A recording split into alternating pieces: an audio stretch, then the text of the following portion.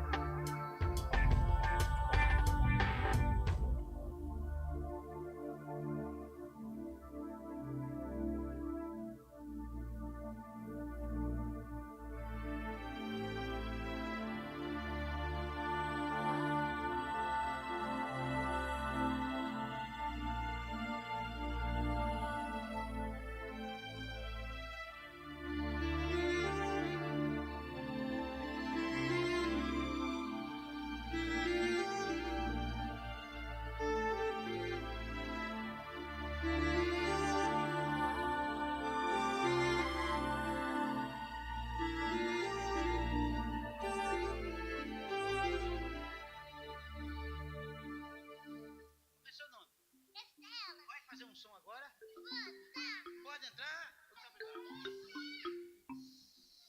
Como é seu nome? Estela. Vai fazer um som agora? Pode entrar?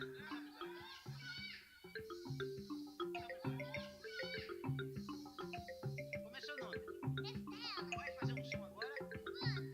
Pode entrar? Como é seu nome? Estela. Vai fazer um som agora? Pode entrar?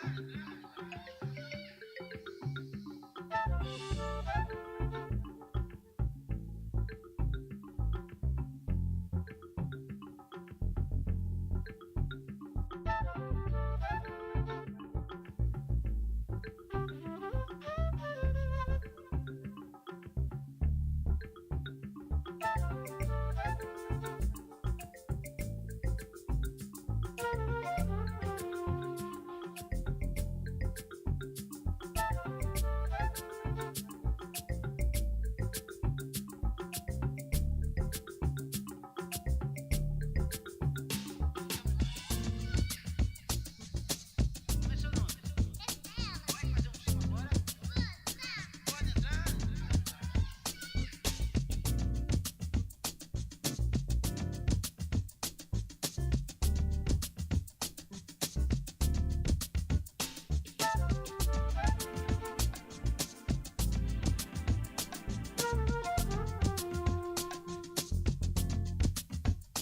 You can't always recognize it like you recognize the day. Once you got it, you won't lose it,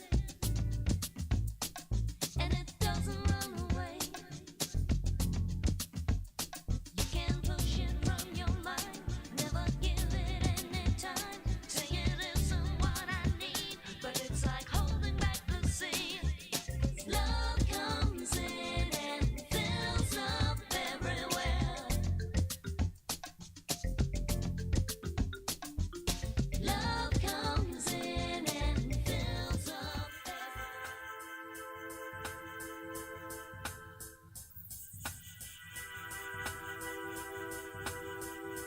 In my life, there's an empty space. In my heart, I cannot replace your love. Makes me come alive, makes it all worthwhile, makes me feel alive.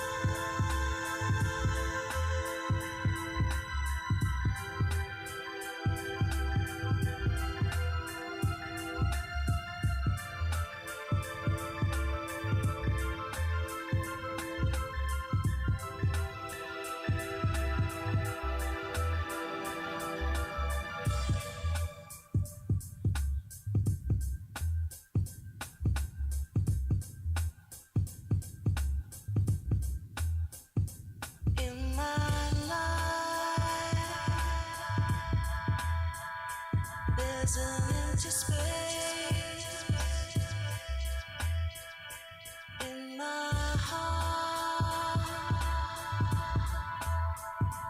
I cannot replace your love. Makes me come alive. Makes it all worthwhile. Makes me feel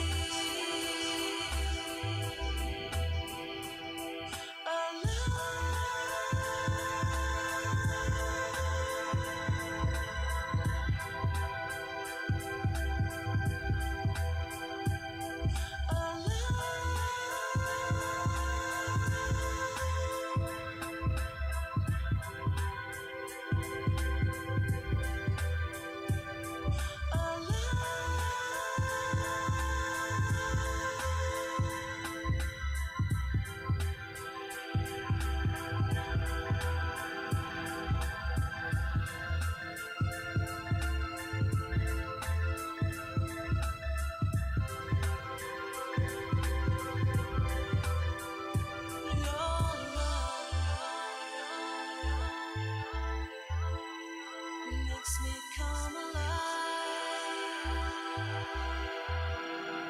makes it all worthwhile, makes me feel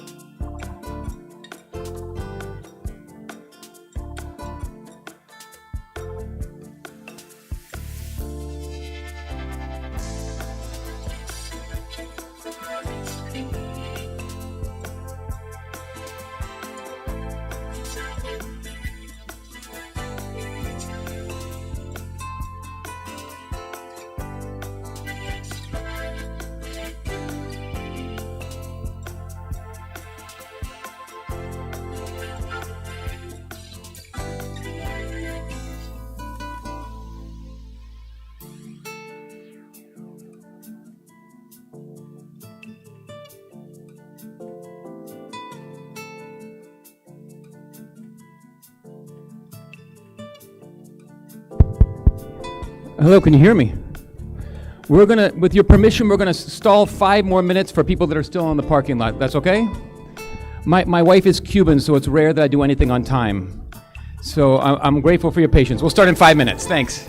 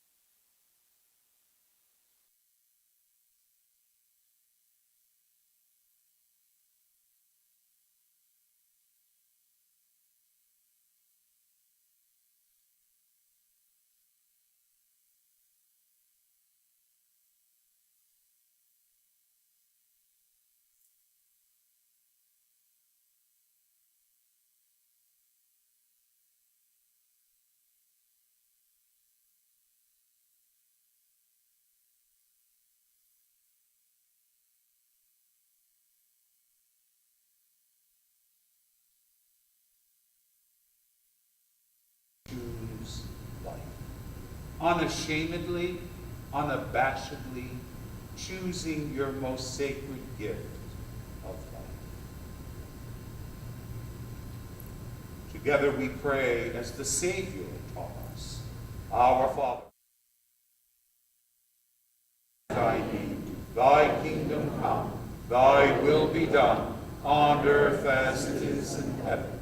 Give us this day our daily bread, and forgive us our trespasses, as we forgive those who trespass against us. And lead us not into temptation, but deliver us from evil. Amen. Our Lady of Good Remedy, pray for us. Our holy Trinitarian founders, pray for us. And today we celebrate the feast of Saint Matthew, the gospel writer and preacher of the gospel. Pray for us. In the name of the Father, and of the Son, and of the Holy Spirit, amen. And just one more commercial. After the doctor's presentation, the Third Order is sponsoring various religious items, and Doctor has his book on the table over here for your purchasing after tonight's presentation. So, heard enough of me. Welcome, Dr. Christie.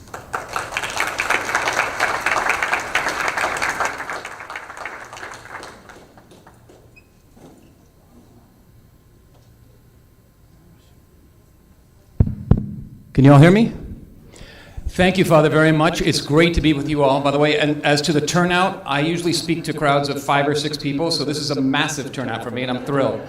I traveled about an hour and 15 minutes to get here, but actually this is sort of the backyard where I grew up. I grew up on 104th Street and Ludlam. In fact, I took my first communion just down the street at St. Louis by accident. I wasn't Catholic at the time. I apologize, Father, but God got me back. I converted 20 years later. There was a cute girl that I loved, and I had this crush on her, and she invited me to church, and she went up and took communion. I thought that's what you did, so I just went up and took my communion. So, anyway, not part of my talk.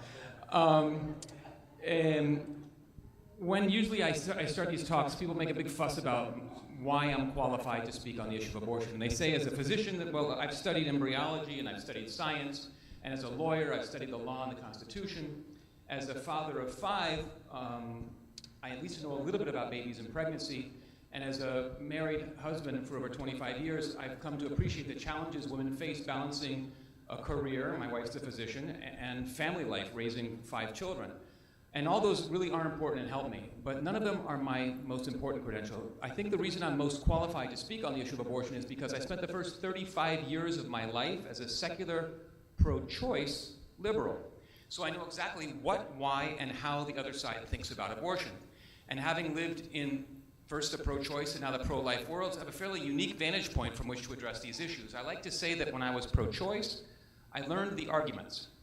But when I became pro-life, I learned the truth. And not like today's society, my truth and your truth. No, the truth. And this presentation and the book that accompanies it, which we'll talk about in a few minutes, are the truth. And again, I'm grateful to be invited to be with you all today. I want to say a little bit. The book I have out here is for sale. When I first wrote this book and started putting it out on tables like this, I was a little embarrassed to push the book. I'm selling a book. I look like I'm a salesperson. I don't feel embarrassed at all.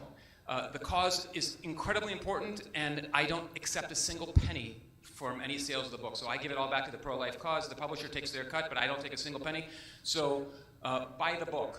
And whether you buy it from me or you buy it from Amazon, you can go to Amazon, it's appropriate, and you can leave a review. And I like to say that if you, and this is important, it helps the algorithms. If you buy the book and you like it a lot, please go to Amazon and give it 5 stars. If you buy the book and you're not really wild about it, please go to Amazon and give it 5 stars. So we'll jump right into this presentation now. A lot of it's cute and sweet, and a lot of it's kind of difficult to watch. So when I originally put this talk together, I was going to call it Pro-Life 101. It was a rather gentle and inviting title. But the reality for this talk, that's not the title. The real title for this talk is Abortion 101. Everything you need to know about the ugly truth about abortion so that we can help put an end to it. And if we don't know the ugly truth, we can't share that ugly truth with other people. First, we're going to go into the objectives of the talk. First, we're going to talk about the law, whether it's a constitutional right, and this is obviously a very topical issue right now. We'll talk about the science, what actually is the unborn, the procedures, which we're going to go through, which are very difficult. We're going to talk about what is an abortion. We'll talk about the morality, whether it's a moral act, and the response, what you should do. The first question then is why? Why did you all drive here today? Why are we having this conversation? Why is the book written? Well, there are about 62 million reasons why we have to address this issue. 62 million abortions in the U.S. alone since 1973, Roe versus Wade. To give you a perspective, that's more than the populations of California and New York combined. Now, if what's being aborted isn't alive and it's not human, it probably doesn't matter. But if what is being aborted is alive and human, then we have killed over 62 million children in this country, and that's why we raise the issue. We're going to begin with the law. Oh, I'm sorry. My wife, who a lot of you know, who's big in the pro-life movement, she can't stand when I talk about the law. So she has the right to insert slides periodically. So this is one of her slides. Steve, don't. So usually she sits in the back. She's not here tonight, and she does this to me when I go too long. So you guys can do that to me if I go too long. Just give me one of these things here. So that's her slide for the day. Well, I guess she has two slides. So we're going to talk about the beginning of the law. So the Hippocratic Oath, the oath that all physicians take. And Hippocrates says that we are to keep our life and our art pure and holy, and in no way will we ever assist in the procuring of an abortion. Sadly, 89% of medical schools now omit this part of the oath, including the University of Miami, where my wife and I both attended. Next, our country's foundational documents. The Declaration of Independence makes clear our very first foundational right, that being life itself. We're told that this right does not come from government, it comes from our Creator, that this right cannot be taken away. We say this right is unalienable. And the only purpose of government is to secure these rights given to us by a Creator that can't be taken away. Next, the Constitution. And at various points in the Constitution, but here we say, again, giving us our most important foundational right, the right to life itself. Now, when we talk about the Supreme Court, I've said for years there's 3 cases you need to know.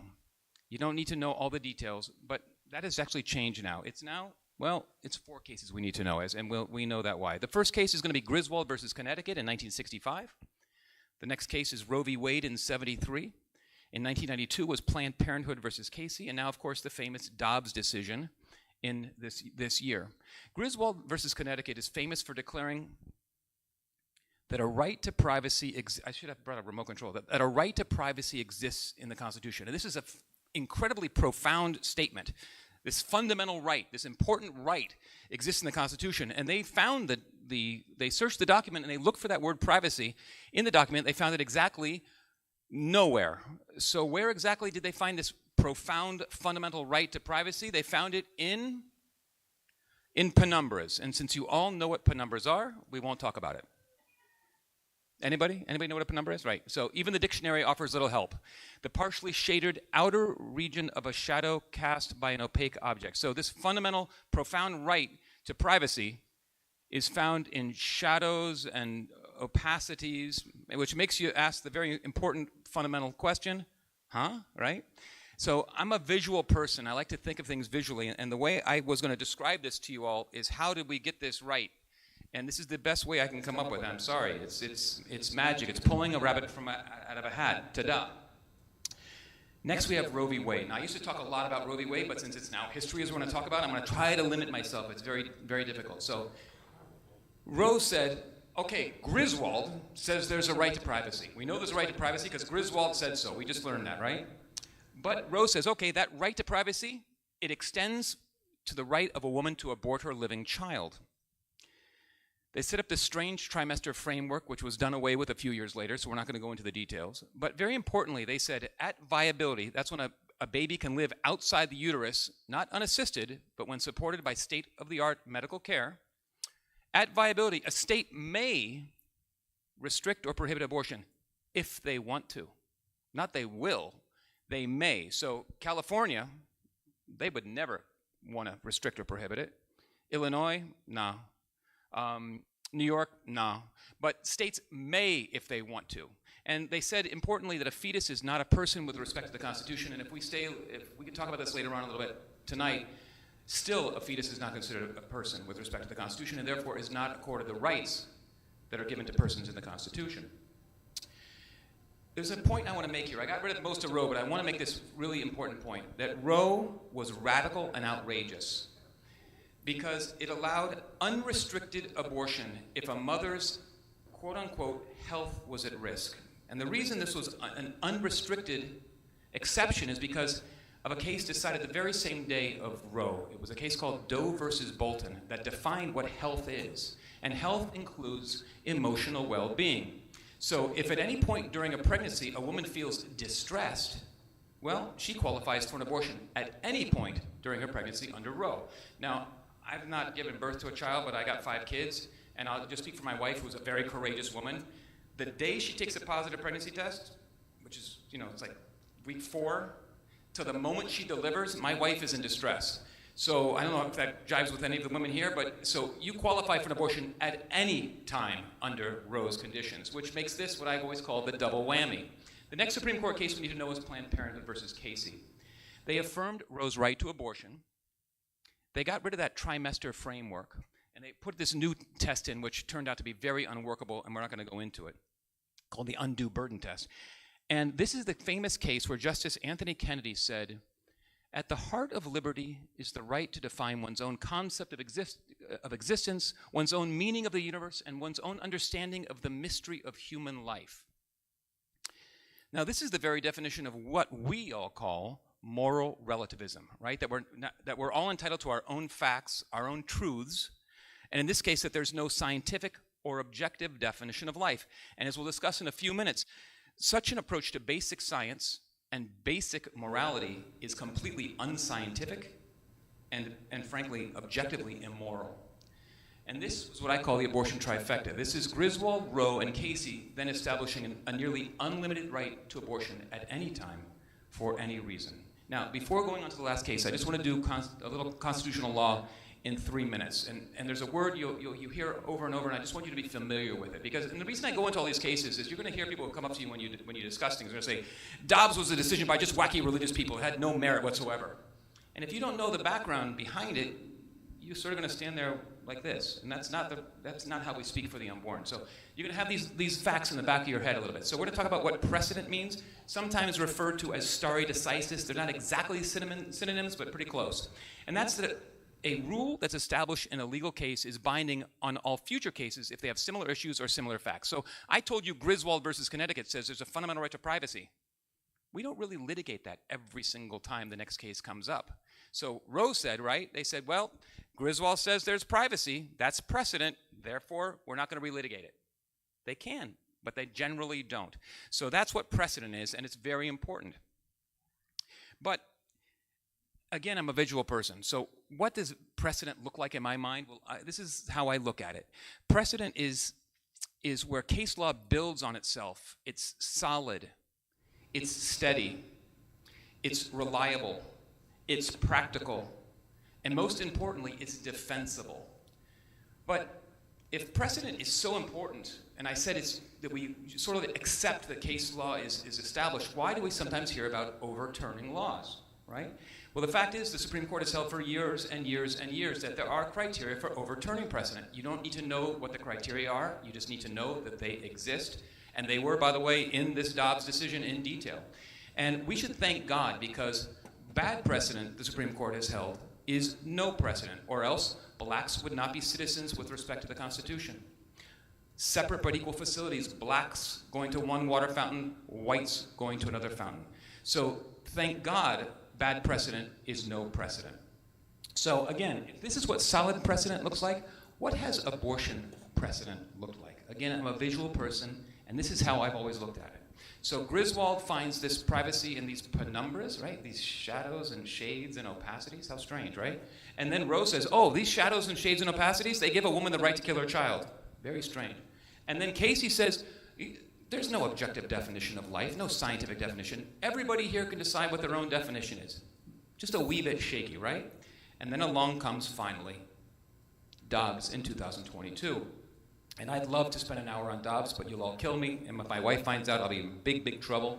So Dobbs is the case, very simply, where Mississippi banned abortions after 15 weeks, and the Supreme Court held that Roe and Casey must be overturned. Now, I'm going to focus on one part of this case, because you need to know it, because people are going to tell you Dobbs was just a bunch of religious wackos, and by the way, most of you I can tell are religious wackos.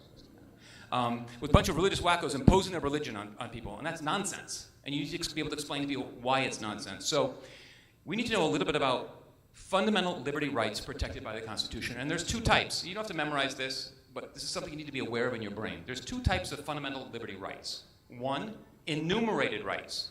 Ones you can read. They're spelled right out in the Constitution. Anybody wants, you can take photos of anything you want here, and these are most of the stuff is online. You can go to it for free.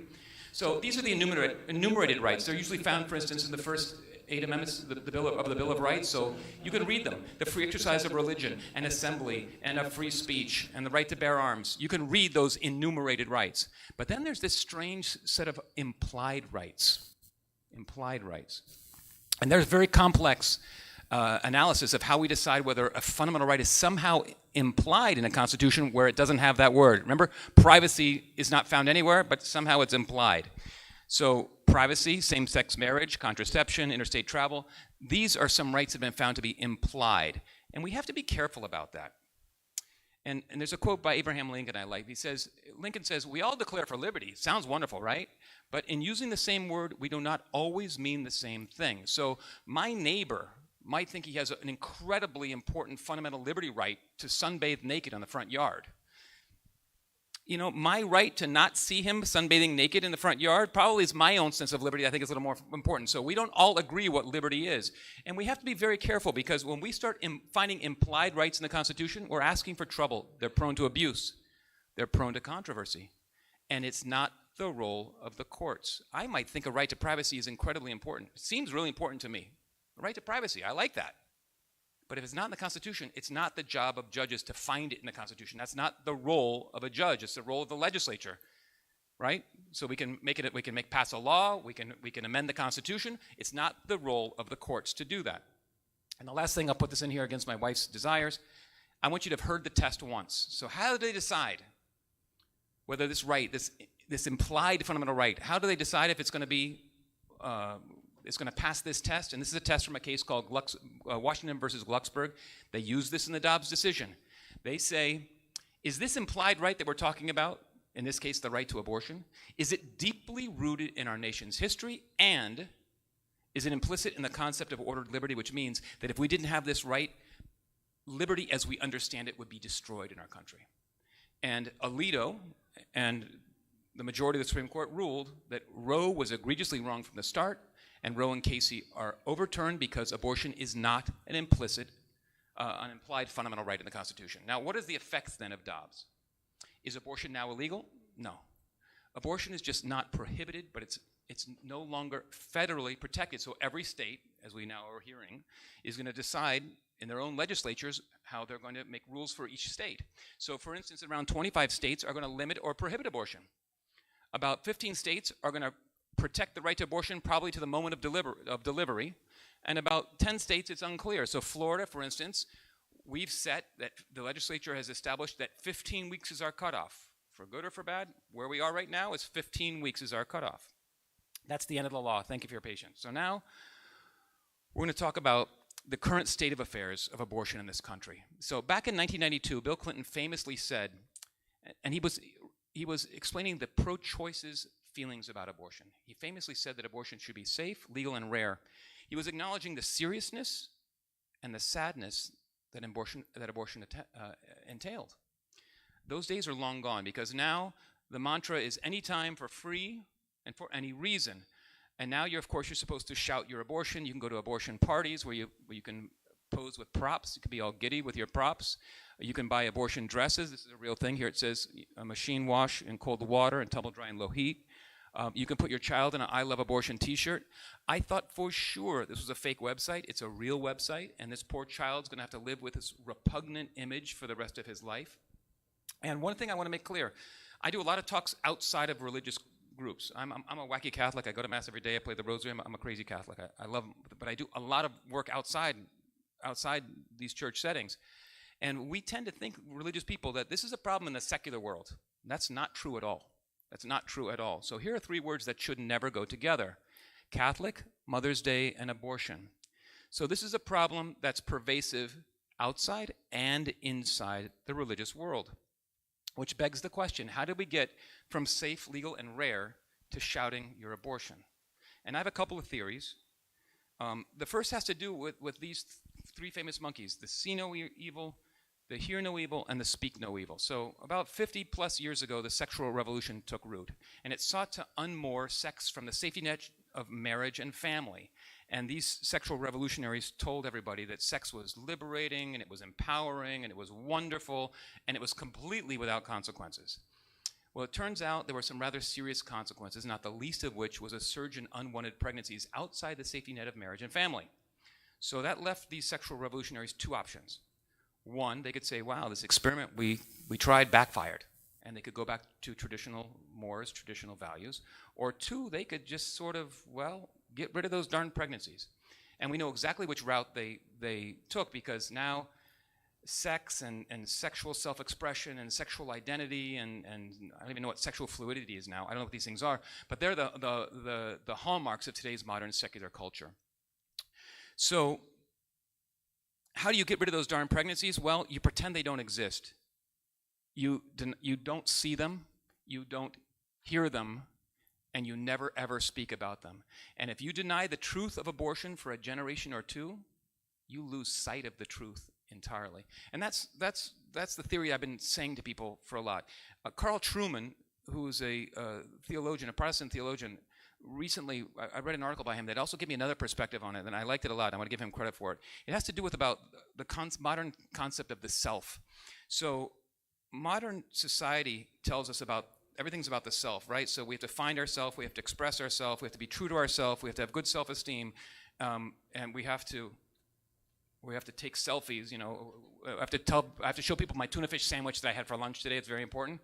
And the problem is, when self is the only thing that's important to you, then this idea of self-autonomy can be so empowering to these people that they feel they need to crush anything that gets in the way of self, even if it's their own child. And we know that self is also very important, but in a completely different way, right? We believe in self-denial and self-control and self-restraint and self-sacrifice, in selflessness, in giving yourself away in the service of others.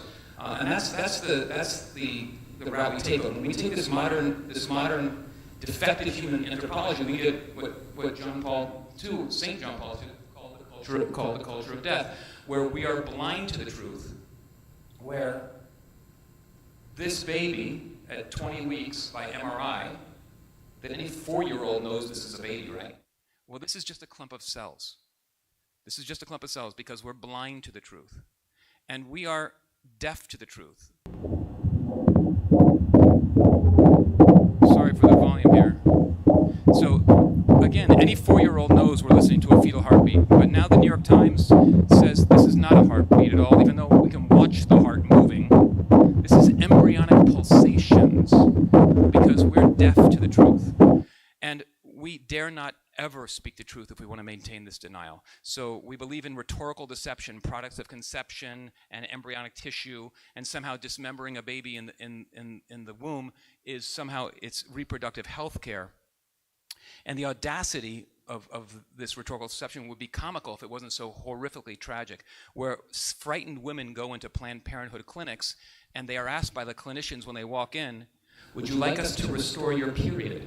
Where abortionists give testimony in trial explaining what they do for a living, they safely and effectively empty uterine cavities, rendering women unpregnant. But we all know the truth, right? It's staring right in front of our face. If you need a hint, I'll give you a hint. It rhymes with the word maybe. It wears diapers. It requires lots of wipies. It's, of course, a baby, right? So we're now going to get to the next topic, and that's embryology. We're going to do a little bit of science. We're going to cover week 1 of embryology. We're going to do it in 45 seconds. This is the beginning of life. Here we go. An ovary, a fallopian tube, and a uterus. Walk into a bar. Sorry, that sounds like a joke. So an ovary releases an egg. It's swept up by the fallopian tube. It's met by the sperm. Fertilization occurs, and a living human being with unique DNA is formed. A human being at that precise moment. We call that living human being a zygote. The zygote then travels and divides, becoming a morula, becoming a blastocyst at day 7, end of week 1. It implants in the uterine lining, becoming an embryo. Congratulations, take a bow. You now know more than 99% of the world about week 1 of embryology. A few more definitions. So embryo is going to stay from the end of that week 1 through week 8, and a fetus is going to be from week 9 until birth, but we all know the real name for fetus isn't fetus, right? We all know what the word is. The word is baby, and I prove it with a lot of facts, but this is the one simple fact that whenever you meet a pro-choice woman who is excited about her own pregnancy, you will never, ever, ever be invited to her fetus shower. We know it's a baby. It's only a fetus when you want to destroy it. Next is the term viability, which you've already touched upon, right? So it's the potential to live outside the uterus, but not unassisted when supported by state-of-the-art medical care. So what's viable in Miami isn't viable necessarily in South Sudan. So a woman has a viable baby when she's 31 weeks pregnant in Miami. She gets on an airplane, she flies to South Sudan, she gets off the plane, she no longer has a viable baby. So using viability to decide the rights of a baby or personhood, you understand how bizarre that is. A plane trip changes the rights of a child, right? The next definition is extremely important for us in the pro-life movement, and you need to have it in your brain, and that is what's alive and what's living. Now, contrary to what the pro-choice movement tells us, whether something is alive or living is not a theoretical question, it's not a religious question, it's not a political question, it's not a philosophical question, and it's not up to your personal feelings on the subject. Whether something is alive or not is a scientific question that science has fully settled. And this is incredibly important. I watched the Dobbs case. So the Dobbs case, one of the justices says, whether a baby's alive in the uterus, that we know that's a religious question. And I wanted the attorney on the pro-life to say, no, it's not.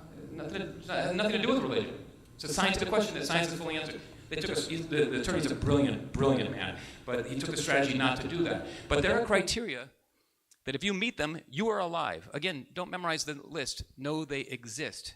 And what you need to know is all of these criteria are met at conception. And I love a major study done a year and a half ago, the largest study of biologists ever conducted.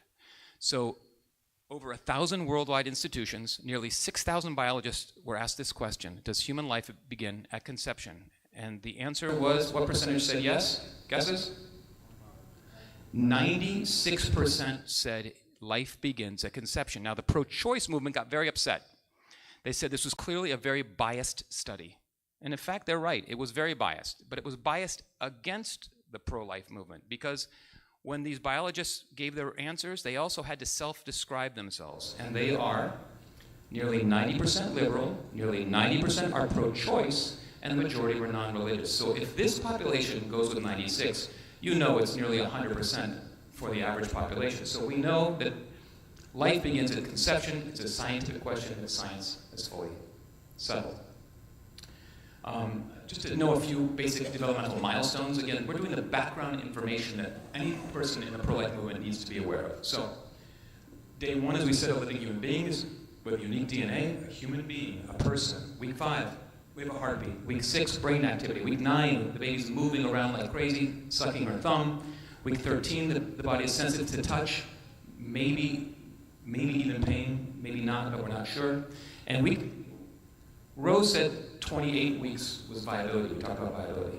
Casey said, well, because of advances in maternal fetal medicine, it's now maybe 23 or 24 weeks. And now we're seeing, as medicine gets better and better, we're now around 21 weeks. And I wonder what it's going to be in 50 years, right? So that's something to keep in mind. We're going to talk about it in a few minutes. So next up, I have our baby pictures. I put these up because we need to know what we're talking about. And most people in the pro-choice movement, when they talk about clump of cells, remember I told you you lose sight of the truth after a generation or two? They think it's a clump of cells. They really do. So our job is to bring the truth to them. And so there's a website that goes along with the book in this presentation called speakingfortheunborn.org. It's free, and I paid for the rights for these photos, so download them. As long as you don't publish them, you can use them for your own use. Put them on your phones. When one of your friends says to you, look, 14 weeks is a clump of cells, you can argue with them. And the book here shows you how to do that. Or you can say, do you mind, can you just give me a minute? Can I just show you what a 14-week-old baby looks like? And show them the picture. And they do the same thing every time. They do this. Oh my goodness, I didn't know. Oh my goodness, I didn't know. So have these pictures, because sometimes letting the babies speak for themselves is even a better approach. So they're all found at speakingfortheunborn.org. So I'm just going to quickly, so here's week 8. Again, beautiful anatomic detail. This baby already has a heartbeat, already has brain activity. Here's week 10, a close-up again, beautiful anatomic detail. Here's the baby, again, week 10 in the amniotic sac. We see the umbilical cord that connects the baby to the mother. Week 11, 12. Here I find the anatomic detail is stunning. That's just a baby. There's no other word you can come up with for that. That's a baby. Week 13. Week 15, I love this picture with the web of vessels and the feet. When my wife is pregnant, she always says this thing, and I never really got it. She said, I'm making feet for socks. And I was like, making feet for socks. And then I saw this picture, I'm like, oh, you're making feet for socks. I get it, you're making feet for socks. This is week 16. This is not unlike a newborn, right? And this is just about the cutoff. We're in Florida. We're at 15 weeks. So a week before, you can destroy that baby in Florida. That's not a clump of cells. Week 20, this is a very famous picture. I did purchase the rights so we could use this here. This is not anything, doesn't look any different than a newborn that you hold. And in any state until this doctor's decision, you can tear the, I hate being so graphic, but you can tear the limbs off this baby. This is a 21-week-old baby. I get emotional when I talk about it. So this is a baby born in San Antonio, Texas. This is Lila. And if you look, you see her arm up there? You see those 2 little bands way up there? You know what those are? Those are her parents' wedding rings. That's how small that baby is. So Rose said, 28 weeks, kill that baby. Casey said 23 or 24 weeks, and now we're at 21 weeks. This is Lila. And we want to know how well Lila did? That's Lila at age 4, thriving, doing just great. So her parents could have aborted her at any time. So again, let these pictures speak for themselves. Have them on your phone. When they say, well, 21-week-old, just say, can I show you a picture of a 21-week-old? Right? In a sweet, gentle way, right? So here's 20-week babies. These are twins. So here you see the little guys moving around, annoying his older brother, who's going to open his mouth in a second and tell him off. This is like, can you please stop moving around, give me a break, right? That's at 20 weeks. This is at 24 weeks. This is a 24-week clump of cells. Clump of cells. And this one has she has a fascination with her toes. Watch her hand here. She's going to grab her toes. So have these on your phone. These are babies. There's no other word for it. The next video I'm going to show you is a little bit graphic. It's not to horrify you, but it's because I told you I grew up as a secular, pro-choice person, and all my childhood friends are still that way. And so one of my buddies said to me, okay, you've been battering me about this forever, Steve. I know you wrote the book. I know you got this stuff. Look, okay, maybe at 26 weeks, it's a baby. But at 8 weeks, give me a break. Then it really is a clump of tissues. So this is an intraoperative video from an ectopic pregnancy. So we talked about that baby going through the fallopian tube into the uterus. Well, sometimes it gets stuck in the fallopian tube. That is a medical emergency for the mother. That pregnancy cannot be allowed to continue. Usually it will hemorrhage and the mother can die, easily can die. My sister-in-law almost died this last year from that. So that cannot be allowed to continue. So this is an intraoperative video from an ectopic pregnancy that had already started to rupture. And I want you to see what an 8-week-old baby looks like. So that white thing there, those things, that's the doctor's fingers and gloves. And you see the baby. Now look at the fingers and the hands. That's 8 weeks. It's just a baby. I know I'm saying the same thing over and over again, but we got to get this into people's heads. This is how we move hearts. Download this to your phone. You can't show this just to anybody, but if you see the right position, the right time, that you can do this with the right person, do this. This has. I was sort of embarrassed having this here. It seemed too graphic, but I realized this baby has saved more lives than anything I could ever do. People who see this video, their hearts are moved dramatically. That's an 8-week-old. So keep that in your mind. So MRI is amazing. Those intraoperative videos are amazing. But we all know the real game changer has been ultrasound, a true window into the uterus that most women get, certainly in this country, multiple times during their pregnancies. And you can see with great anatomic detail the profile of the face and the ears and the lips and the nose and the feet and the fingers and the toes. And this guy's got a thumbs up. He's thrilled you're on his side. This one, I'm probably going a little too long here, but so we see this one, it's only 12 weeks. Again, only 12 weeks, way beneath the threshold for Florida. And here he is sucking his thumb. right on the side. Look at that heartbeat. I mean, embryonic pulsations. Embryonic pulsations, we can't call it heartbeat now, right? So this is 12 weeks, way below the threshold that Florida allows. And now we have 3D ultrasound, which gets even greater resolution, where we can really see the truth of what we're talking about. And in fact, it's so fascinating to me that now we see that preborn pictures are not much different than postborn pictures, right? A few facts and definitions we need to be aware of. So, the word child. The pro-choice movement hates it when I use the word child, but they have no reasonable objection for it whatsoever. The definition of a child is clear. Merriam-Webster defines it as an unborn or recently born person. Oxford English Dictionary, the same thing, an unborn or newly born human being. The term killing, it has a clear definition. It's to cause the death of a living thing. I use it all the time. Every once in a while, I wish I didn't use it because I have to gauge the audience. My goal isn't always to stick it to somebody, right? My goal is to win hearts. So sometimes I use the word and sometimes I don't. And when I don't want to use the word killing, and I don't shy away from the truth, I'll say, instead of using the word killing, I'll say it ends the life of a living child. So in some settings, I need to do that. What about the definition of abortion? This is absolutely critical. If you want to take a photograph of this, it's in the book, it's on the website for free. But you need to know what abortion is, and we don't mince words about this. Abortion is the intentional killing of an unborn child. Have that definition at all times, because you're going to hear lots of other nonsense, namby-pamby definitions, and this is the definition, right? And it's consistent, again, even with household dictionaries. You want to, if I can take a picture? I saw the look of disappointment on your face. If you go to Merriam-Webster, even Merriam-Webster says it's the termination of a pregnancy resulting in or followed by the death of an embryo, meaning they knew it was alive. Of course, Planned Parenthood tells us it's just a safe procedure that ends a pregnancy. No, it's not. It's the intentional killing of an unborn child. And if there's anything you take home from this tonight's talk, don't let anybody tell you abortion is healthcare. Tearing a baby limb from limb inside its mother has nothing to do with healthcare. Don't concede that argument. Never let it go. Never let it go. A few abortion numbers. We talked about the 62 million already. There's a few more I want you to know. The vast majority of abortions occur in the first trimester, about 90%, about 10% or so in the second trimester, and after viability in the third trimester are about 1.3%. And a lot of people argue with me. They say, Steve, stop mentioning the 1.3%. It's a tiny number. Why are you wasting your time with 1.3%? But for me, it's not a tiny number. And again, I'm a visual person, so I think of these babies as people sitting in a stadium, and that's the way I think about it. And 1.3% of 62 million abortions is 750,000 children. That's 9 stadiums of dead children. And the most horrifying fact is that the majority of late-term abortions are performed on healthy babies of healthy mothers. It's just a fact. It's just a fact. The White House, Meet the Press, Chuck Todd, this week said the exact opposite on Meet the Press. He said it's for medical emergencies. It's not for medical emergencies. It's of healthy babies of healthy mothers. We should know that. Next up is the difficult part of this talk. It's going to be about 7 minutes long. We need to go through the abortion procedures. Again, the truth of abortion is what we're passing on to people.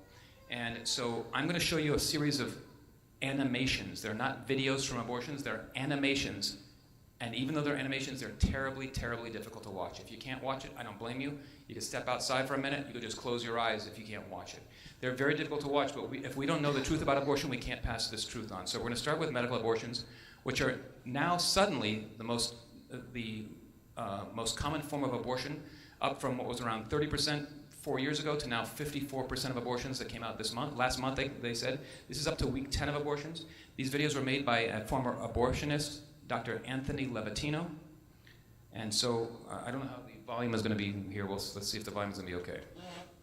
So this is a first trimester abortion. This is a procedure in which the mother swallows pills in order to terminate her baby, and it is performed up to the 10th week of pregnancy. The procedure involves 2 steps. Step 1. At the abortion clinic or doctor's office, the woman takes pills which contain mifepristone, also called RU46. RU46 blocks the action of a hormone called progesterone. Progesterone is naturally produced in the mother's body to stabilize the lining of the uterus. When RU46 blocks progesterone, the lining of the mother's uterus breaks down, cutting off blood and nourishment to the baby, who then dies inside the mother's womb. Step 2. 24 to 48 hours after taking RU46, the woman takes misoprostol, also called Cytotec, that is administered either orally or vaginally. RU46 and misoprostol together cause severe cramping, contractions, and often heavy bleeding to force the dead baby out of the woman's uterus. The process can be very intense and painful, and the bleeding and contractions.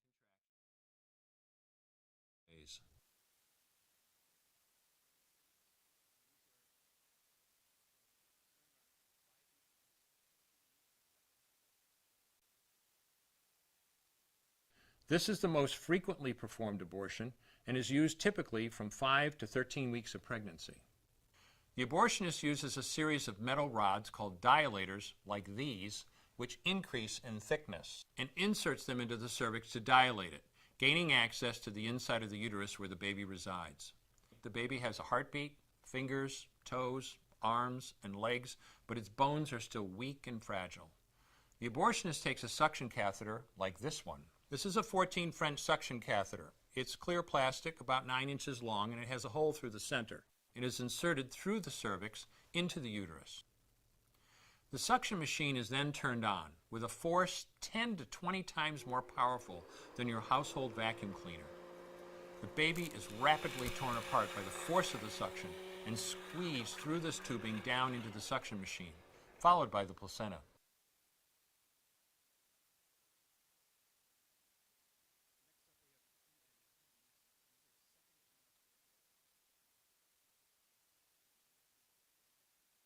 A Dini is performed between 13 and 24 weeks of pregnancy. Once the cervix has been stretched open, the suction tube is placed inside. The suction machine is turned on, and pale yellow amniotic fluid surrounding the baby is suctioned out through the catheters. With babies this big, they don't fit through catheters this size. The baby's bones and skull are too strong to be torn apart by suction alone. This is a Sofer clamp. The abortionist uses this clamp to grasp an arm or leg. Once he has a firm grip, the abortionist pulls hard in order to tear the limb from the baby's body.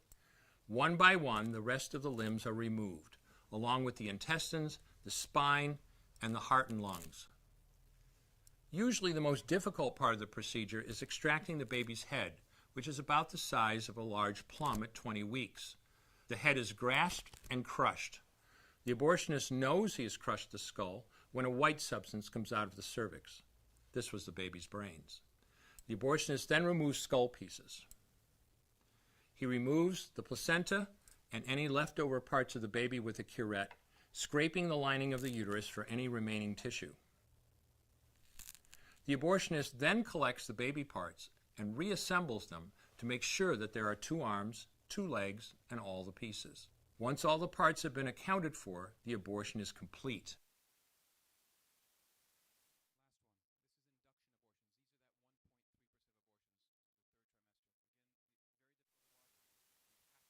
About abortion.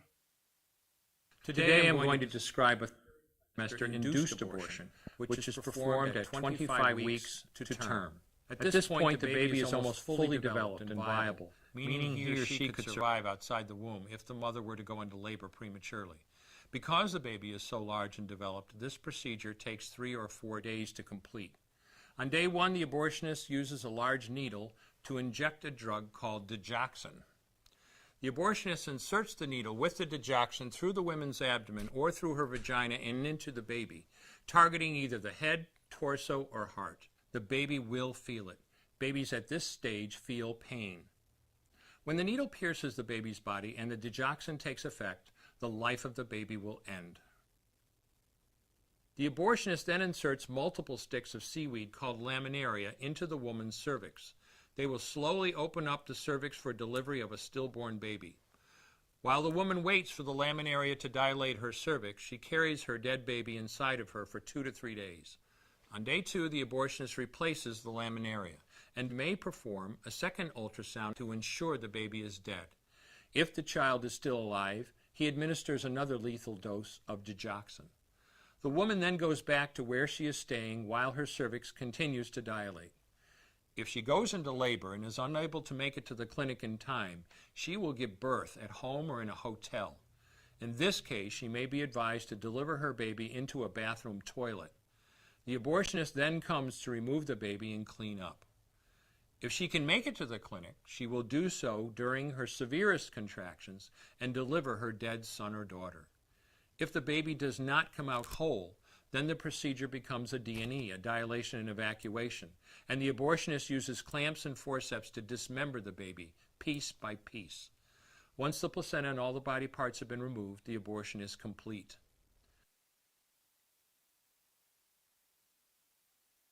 Thankfully, that's the last of the animations.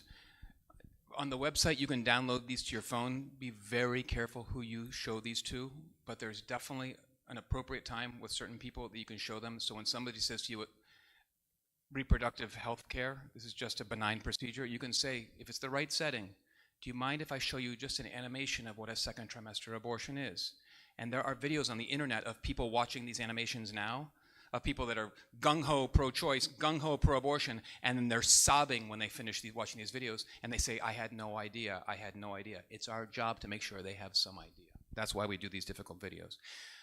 Very briefly, partial birth abortion, no animation. I'm just going to show it because the Health and Human Services Secretary for this administration is for it. Planned Parenthood is for it. I just want you to know what it is. I'm going to show you a few drawings only. So this is a viable child. The leg is forcibly delivered. The body is then pulled out forcibly. As long as the head is still in the birth canal, we claim legally the baby isn't alive. So you can stick in a scissors, sever the brainstem, suck out the brain, deliver the dead baby. We're done with the gross part. I apologize. You need to know that Planned Parenthood supports this. Javier Becerra, with the current administration, supports this. We have to point out how gruesome these things are. Next, I want you to know five facts about Planned Parenthood, not just because they're the leading killer of babies in this country, but they're the most vocal advocates for abortion worldwide. So here are 5 facts you need to know. Number 1, they are the most prolific killer of unborn children in this country. It's about a third of a million babies every year. That's one baby every 97 seconds. Fact number 2, it's the reason for their existence. They spend millions of dollars trying to tell you that their core mission is women's health care. Their most recent past president admitted otherwise, that their mission is to expand access to abortion. Fact number 3, and this is very topical today, Planned Parenthood has very proudly racist origins, which are devastating blacks and minorities today.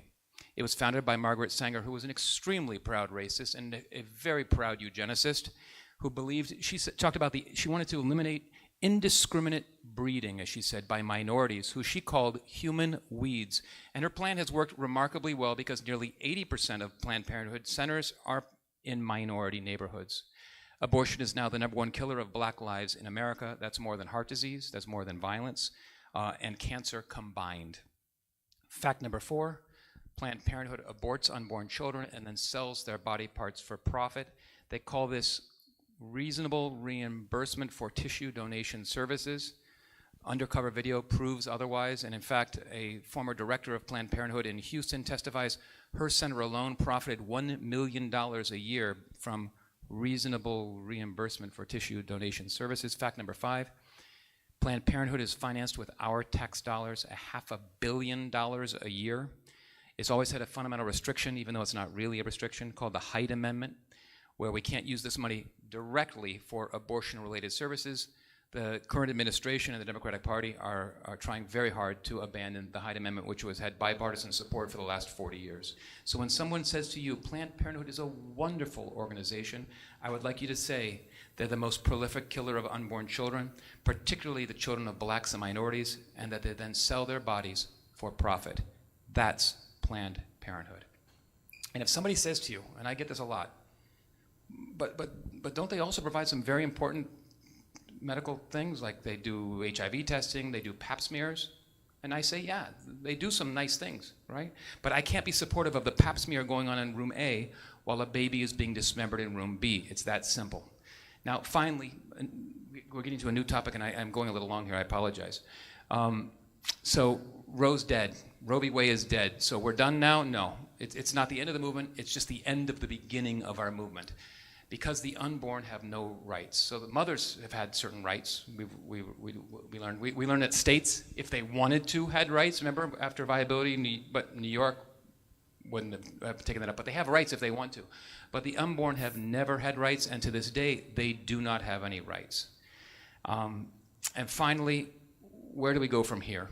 And what should you do? Well, our job is to take those people who are blind and deaf and will not speak the truth, and our job, or better yet, this is the more appropriate image, our job is to open those eyes and open those ears and to speak the truth with this information that we're learning here tonight.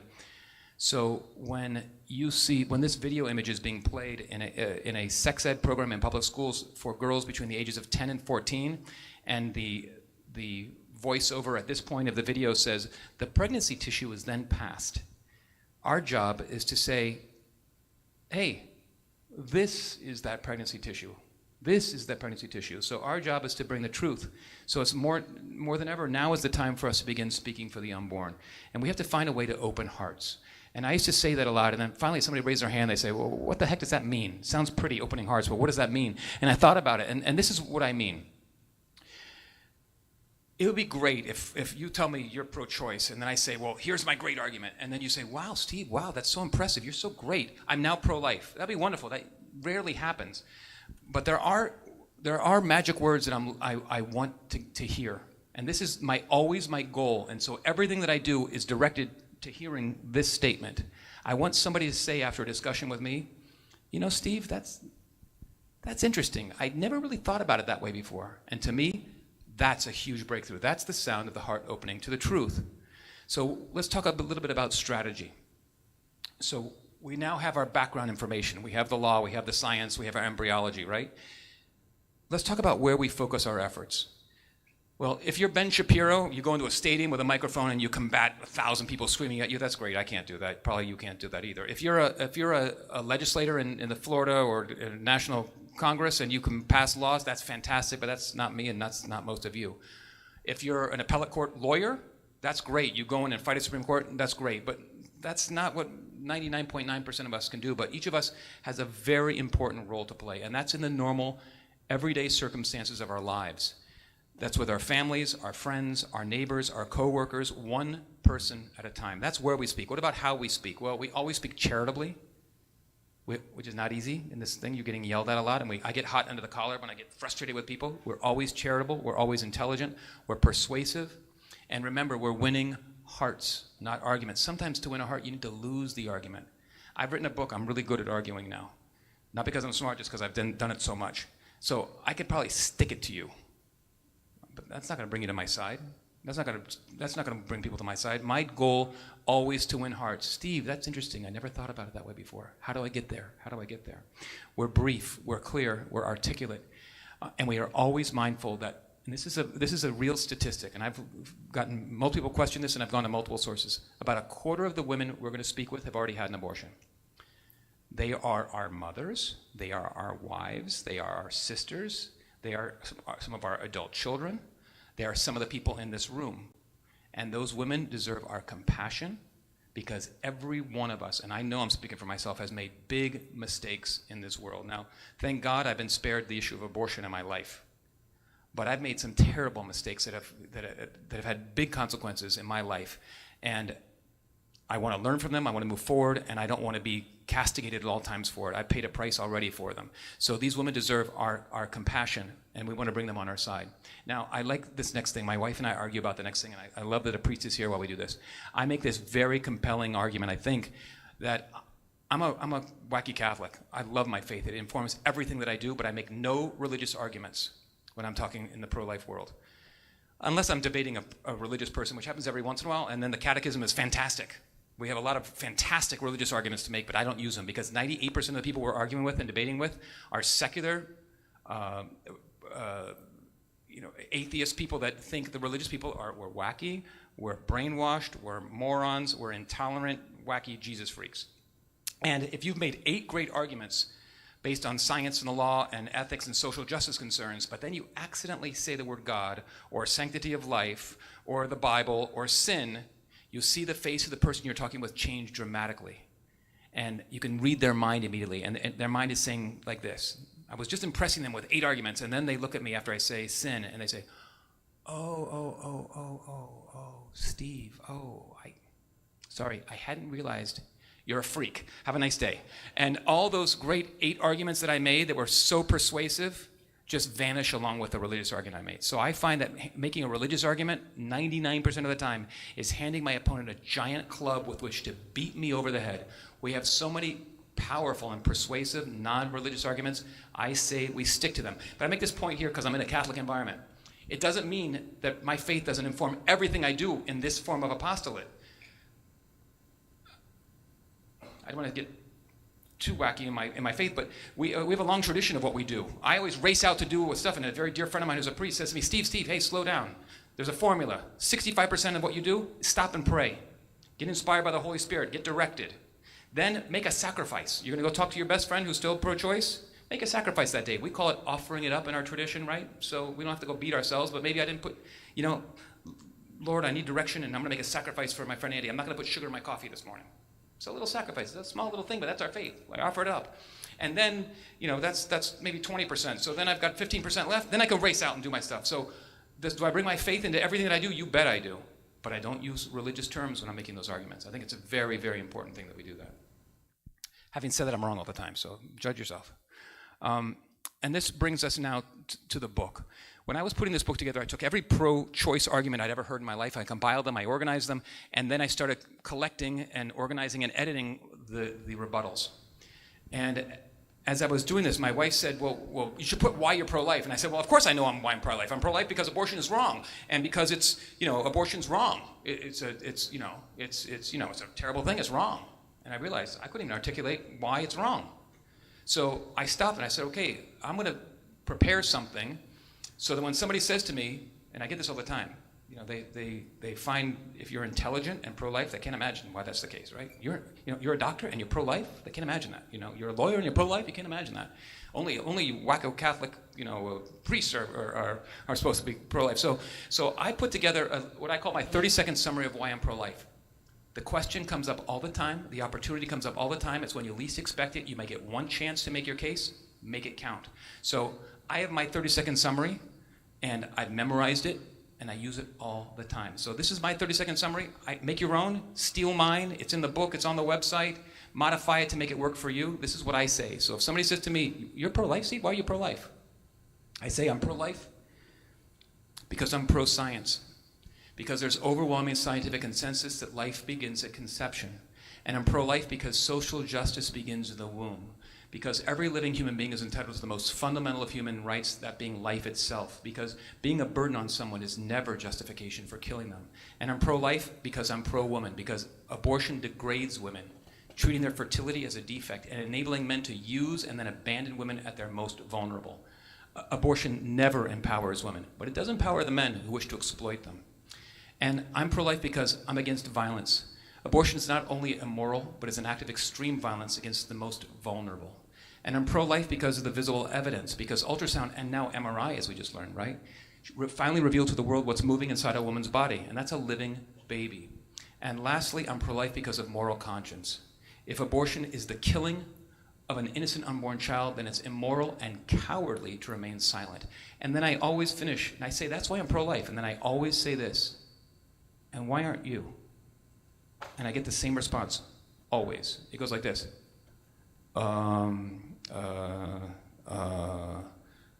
They're completely at a loss for words because they don't really have much to argue.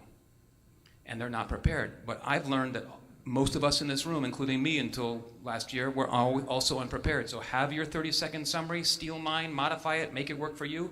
It comes up all the time. We have such persuasive and powerful arguments based on science and facts and the truth. And they're winning arguments. So we must be able to articulate our reasons to anybody who asks us. So in this book, I have, for every argument, I have multiple rebuttals. I have a lot of degrees behind my name, and so people, very politely call me doctor, doctor, doctor. I just go by Steve. My wife is brilliant. My IQ, if you test me, is very, very average. So I write for the average person. I just work hard. So these arguments are really accessible. You don't have to memorize them. You sort of learn them as bullet points, and you practice them, especially with somebody else, with a husband, a wife, a good friend. We've done workshops with kids in high schools where always have pizza at the high school, and you put them in rows against each other. You say, okay, now you're pro-choice, go to page 24, make your argument. Now you're pro-life, and you switch. So you rehearse these arguments, and you start to get them into your brain. So they make their pro-choice arguments, and we're ready with the pro-life rebuttals. And as I said, we have facts, science, and truth on our side, which, this is my big animation, by the way, and my big techno animation here, which outweighs cliches and this deception and ad hominem, or what we call personal attacks, every time. Facts, science, and truth. That's my big animation. Thank you very much. So it's exciting that facts, science, and truth are so wonderful, and they excite this kid very much as well. And you too should feel very excited to be a part of this wonderful, wonderful movement. It's a winning movement. It's exciting. I do a lot of apostolate for my faith, and it's very frustrating. Maybe I'm not good at it, but I go out there all the time, and I really want to convert people to Catholicism. And when we do our apostolate work, we don't know where the fruits. We plant a seed, and maybe we see it in a month, maybe you see it in 5 years, maybe you never see it, maybe your grandkids might see it. That's difficult for me. That's not the case here. It's amazing how successful our arguments are, and you convert people all the time. Maybe not all the way, but I've met only 2 people in my life so far in the last 5 years that I can't get who are radically pro-choice down to 12 weeks. That's a huge step. That's a huge step, and not because I'm brilliant, just because the arguments are persuasive. Learn your arguments. So I took all the arguments, I put them into 8 categories so we could organize a response. And these are the 8 arguments, the categories of arguments that the pro-choice people make. They say it's not alive, not a human, not a person, that clump of cells argument, right? They talk about women's autonomy and my body, my choice. They talk about not imposing your personal beliefs on other people, that women shouldn't have to bear the burden and the hardship of pregnancies, that you're just a misogynist. You don't even like women. You're just mean. You hate women. We get that all the time. Somehow I've got 5 kids. I got 2 daughters and a wife, and somehow I'm a misogynist. I'm not sure, as though I don't care about my own family. That abortion somehow empowers women. That it's best for society and unwanted babies. And then there's a category of a miscellaneous category. So these are the arguments. And let me tell you, they really tick this guy off. But they motivate this guy to fight back, which is what we do with this presentation and this book. So they're going to argue, and we're going to reply. And our replies look like this. They're concise, 30 seconds long. They're persuasive. So when someone says to you, a fetus or an embryo is not alive, it's just a clump of cells, well, you have your rebuttal. That's one of the rebuttals, one of the bullet points. You have your sources and citations, because most of these I've stolen from other people and mixed up 3 people's and combined them and edited them and modified them. And then after that, maybe you, blow them a kiss. And so when somebody says to you, a woman has the right to control her own body, well, you can give her your rebuttal. There's multiple rebuttals in the book. They're very persuasive. You have your sources and citations. Or you might pull out your phone, because you downloaded from speakingfortheunborn.org your free images. And you might say, hey, can I show you an image? Because I do respect a mom's body, but the problem is there's 2 bodies. There's mom's body and there's somebody else's body. And I don't feel comfortable tearing off the arms of that baby. Do you feel comfortable doing that? And most people will say to you, remember, the pro-choice people aren't bad people. They're just wrong. There's a big difference. They're wrong. We're not embarrassed to call people right and wrong. So it's very rare you meet bad people. They're just wrong. So I say to them, I can't imagine feeling comfortable tearing off the leg. Do you feel comfortable? And most people are going to tell you, well, I guess you got a point. Well, I'm not sure. I have to think about that. That's the heart opening. That's interesting, Steve. I hadn't thought about it that way before. So have those on your phone. So when somebody says to you, you're just anti-woman, Steve, I say, no, I'm not anti-woman. I'm just anti-killing. And since nearly 500,000 baby girls are aborted each year, my position is fiercely pro-woman. And again, I've got my sources and citations. And I've got all my images I've downloaded, please, from that site.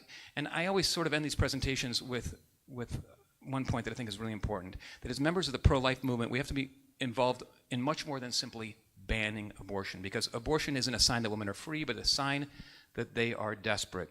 And it would be great if a single argument wins people over all the time, and it usually doesn't, but if they're carefully put together in a compassionate, kind, thoughtful, persuasive way, what you will find yourself is you're forming a coherent picture of the truth, and that's how we protect these, our most vulnerable children.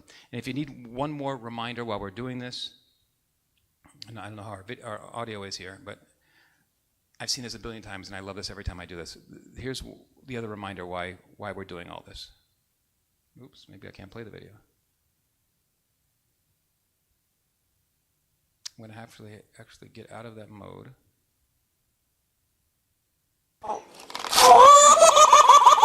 Uh-oh, I'm not getting the thing. I had my beautiful video and I can't seem to do it. You can do it, Steve.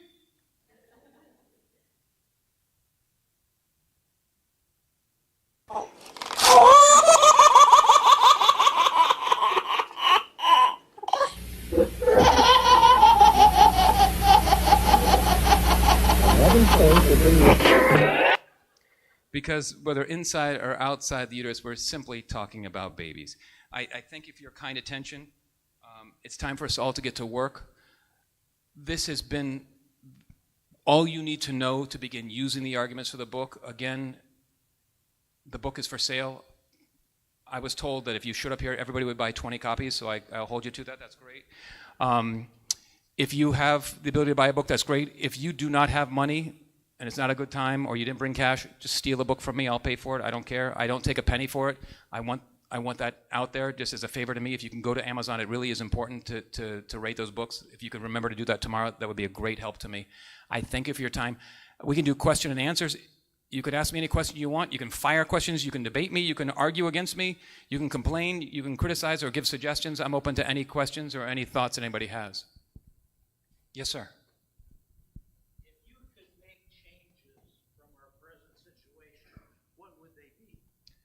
From a national perspective, where we are? Okay, that's it. I have another talk that if anybody wants to stay, I could give a 5-minute talk that I'm working on right now. So I call it Life After Roe. I'm radically pro-life. If I could magically make it so that abortion is completely illegal from the moment of conception, that's what I want. If I went back to 1861, I'd be radically, well, I'd like to think I would be, but maybe I wouldn't have been in that time. I'd like to be radically against slavery. Abraham Lincoln, in his first inaugural address, said, and I'm paraphrasing slightly, he said, "I have no intention of abolishing slavery, and if I did, I have no legal case to do so." 4 years later, his second inaugural address, he's saying, "How dare we live off the sweat of other people's work, on the brow of other people's work?" He knew incrementalism was the way you get to where we needed to be. Until you could bring the population, enough people to your side, you couldn't change the law radically. I'm a big believer in incrementalism. When Roe was overturned, 90% of the pro-life movement was left flat-footed, stunned, and unsure what to do next, including me. And I was making a presentation saying we need to ban abortion, abolish abortion, and I realized it was a great vehicle by which the other side was making us look at those radical wackos. And you saw in Kansas, the referendum, a very Republican state, a very pro-life state, decided to allow abortions at almost unrestricted abortions because they were caught flat-footed, and the other side made them look radical, and people were not ready. If you look at polling consistently shows, and polling is controversial on this issue, but this one is clear. A vast majority of Americans believe the right to abortion should exist for the first 12 weeks, and probably shouldn't exist after the first 12 weeks. I say 12 and 12. I hope I said that correctly. So what I've decided is, if you ask me my opinion, and I've got it in this other presentation, I say I'm pro-life and I'm against abortion, and I usually say in almost every circumstance. I'm probably for all circumstances, in almost every circumstance, but I also realize that a significant percentage of the country doesn't agree with me. So at this point in time, since the majority of people think abortion after 12 weeks is wrong, that might be a good starting place for us to begin. That's where I am. It's difficult for me to say that. I had to practice that over and over because I'm pro-life. I'm pro-life. I don't like that. But I strongly feel, and even my wife, who's more radical than I am, says, you make a point. And I try not to go into politics, but if you're a DeSantis fan, and it doesn't matter whether you are or not, there's something to be said for him coming from a state where there's quote-unquote moderation. That somebody will say, "You're a radical, crazy pro-lifer." You can say, "I come from a state where we believe in compromise." The state, we're at 15 weeks, which seems pretty moderate to me. So it might be a long-term winning strategy. So am I radically pro-life? Do I want to end all abortion? That's my end game. To get there, I believe in incrementalism. And I think we have to go there. It's a big tent, and there's room for differing opinions, and I'm wrong all the time in life. I've learned that the older I get, the more often I'm wrong, or more often I realize I'm wrong. But that's where I feel strongly about it. We need to bring people to our side.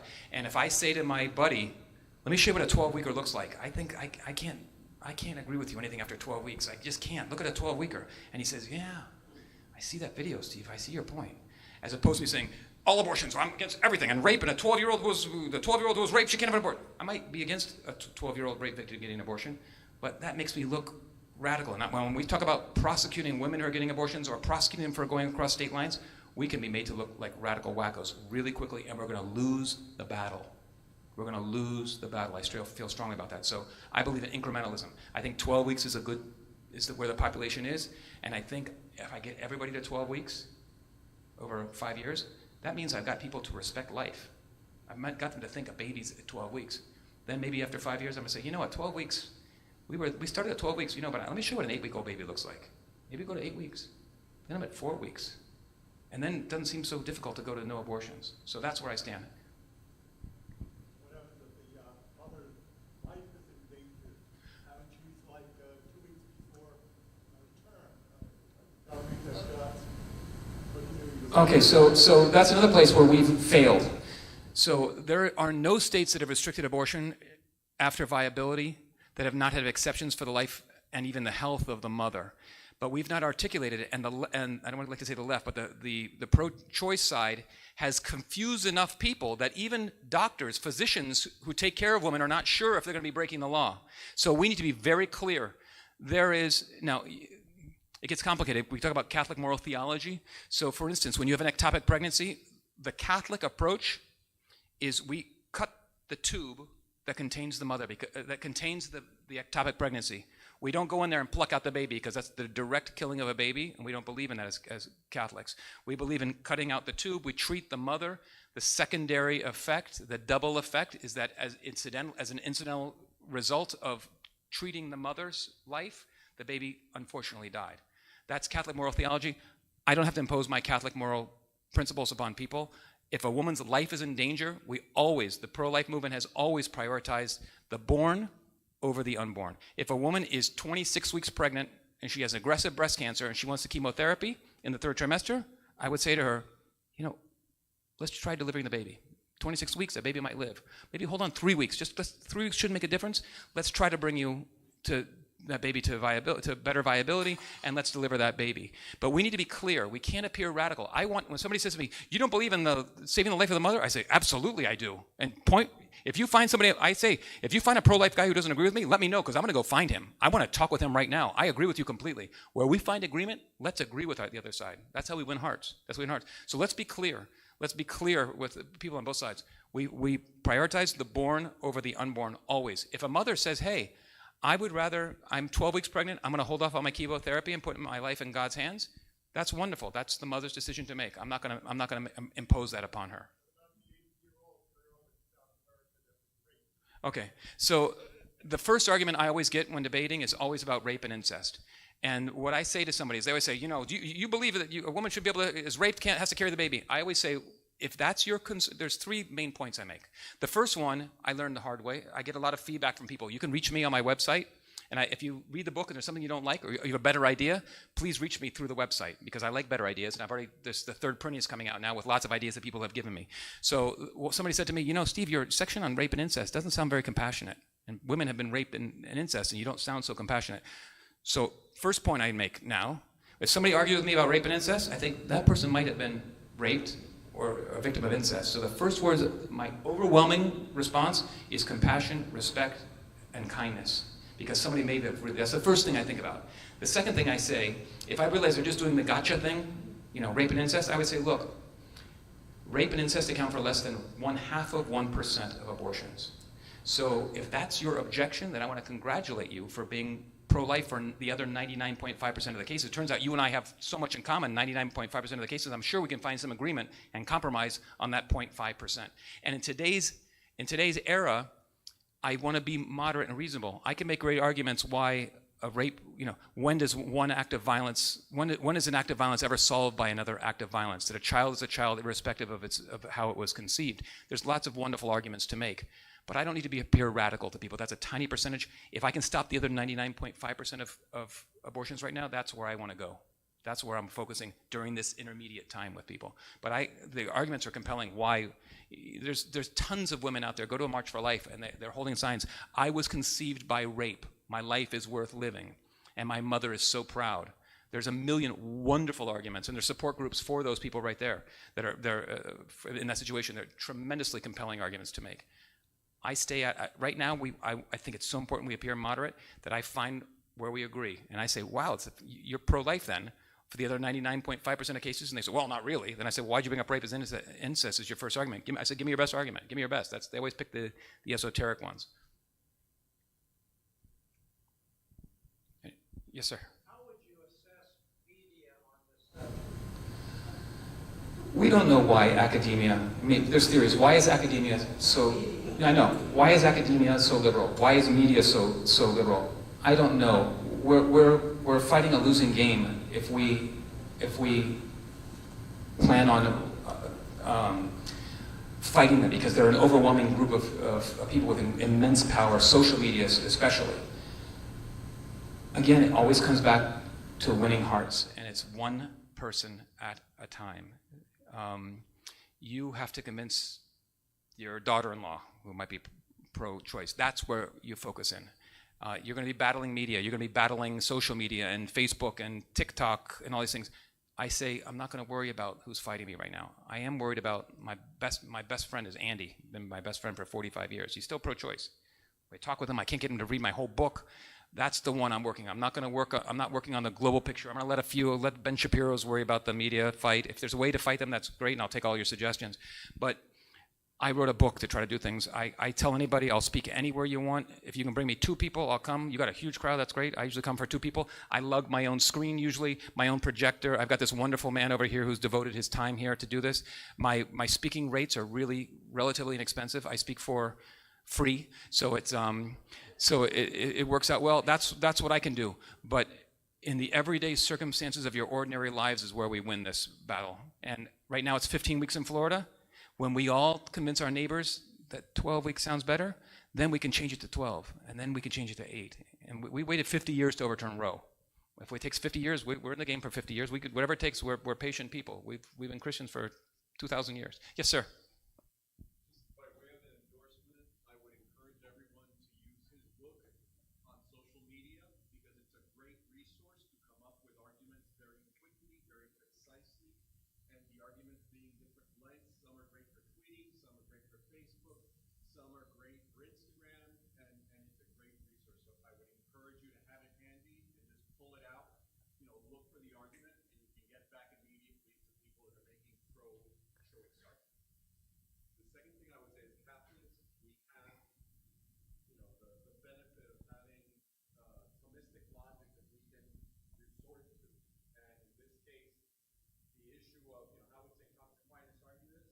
And I would say, killing an innocent human being is always wrong. Abortion always kills an innocent human being. Therefore, abortion is always wrong. And using that argument, the only word that people can argue is the word be. It's always innocent, it's always human, it can't be anything else. And again, if you're looking for on social media, there's definitely make people feel smart. Thank you. One of the things we're trying to do, I say we, because it sounds more important, but it's just me. I want to get this book into high schools, and shockingly, I'm so thrilled that this church here, this parish has invited me here. It's wonderful. I have a terrible time. I cannot get into even Catholic high schools. It's so difficult to speak to Catholic high schools. You think it'll be an easy mission. They're supposed to be pro-life. Nobody wants to speak on the subject. I'm free and I'll show up. I'll even take a day off of work if I have to do so. So I found there's 2 schools that I have a close association with up in the DC area. So I'm going to give a shortened talk of 25 minutes to the group, and then we're going to do 2 working sessions with the book where they actually get to use them. Because if I hand this book out to a bunch of 16 to 18-year-olds, the 11th and 12th graders, when they leave the room, half of them are going to be on their seats. But if they use that book, so you have pizza, you've got your sodas, and you have a fun time joking around where you say, okay, your side of the room, you go to page 26, you're all pro-life. You guys are all pro-choice. Let them argue. And they say, okay, flip. Now you switch. Then they're giggling and they're happy.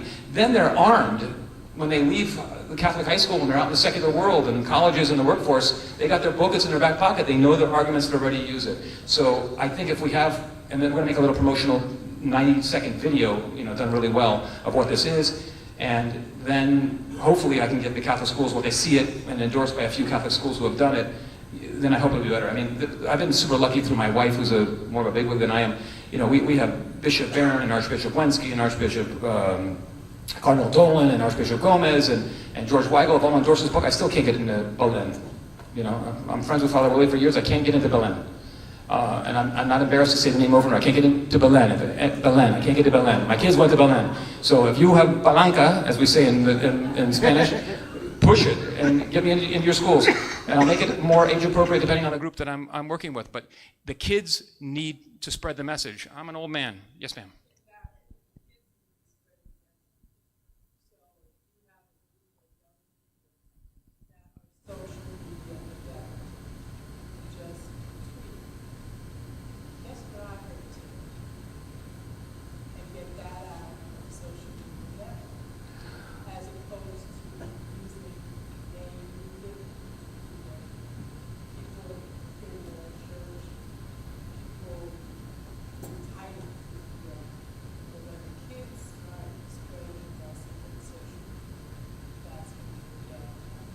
Agree completely. Fantastic idea. So I do a lot of speaking at leadership forums for high schools.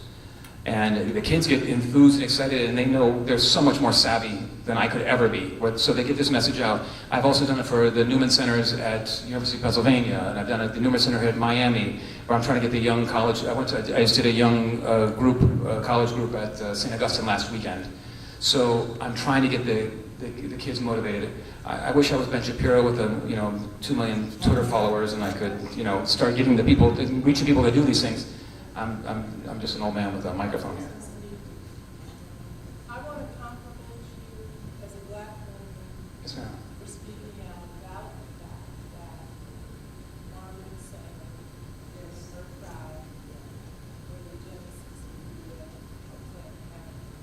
I especially appreciate that. Oh, well, And I think that has a lot to do with why there's a lot of people that still believe that abortion is okay. Because again, it gets rid of unwanted children. Okay? And I would just like to make a suggestion that during the course of your presentation, that maybe you can intersperse some photos of children of color. This one is beautiful, absolutely. a great point. But I kind of have a negative. Well, thank you. That's a great point. And these are the comments I love to get. I'm usually very sensitive. I'm from a very mixed family. My sister's black. My youngest daughter's adopted Chinese. My wife is Cuban. My mother's Jewish.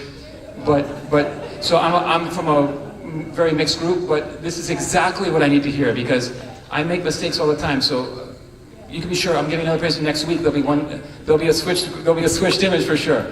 And this is how I get better. Absolutely. I'm grateful. I'm very grateful. Yes, hi.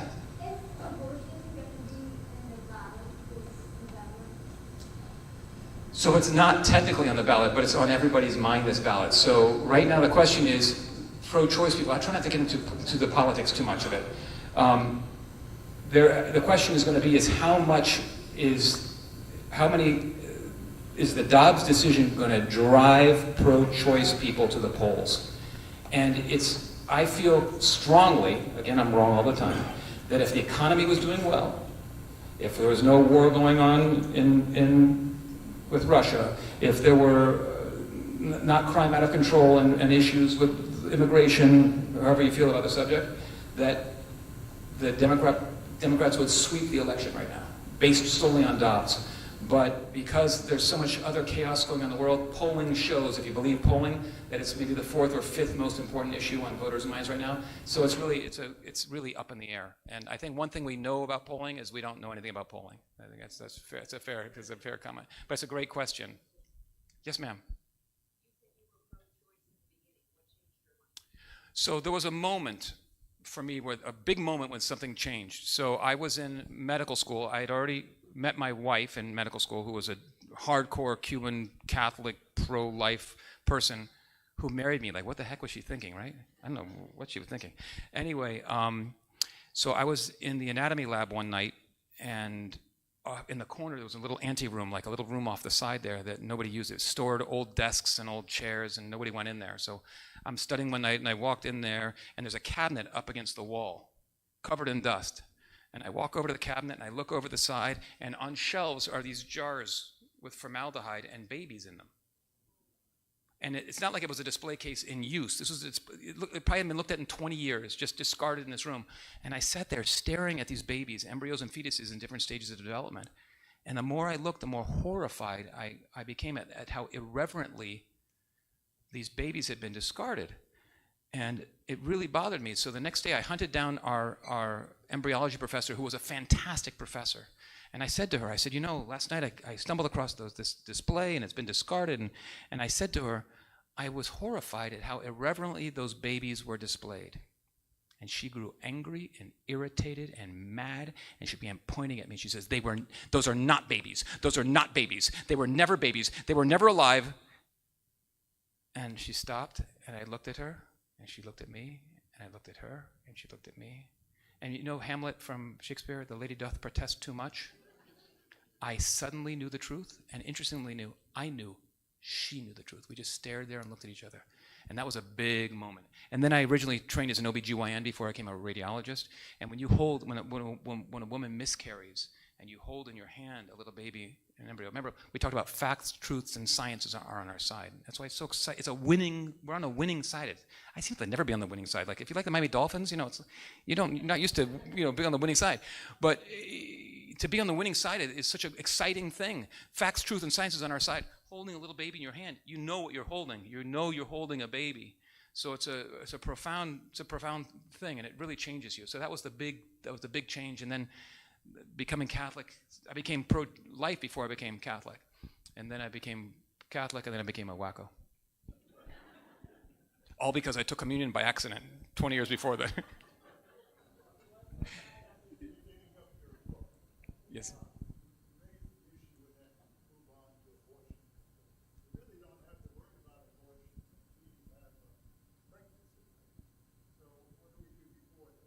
Okay.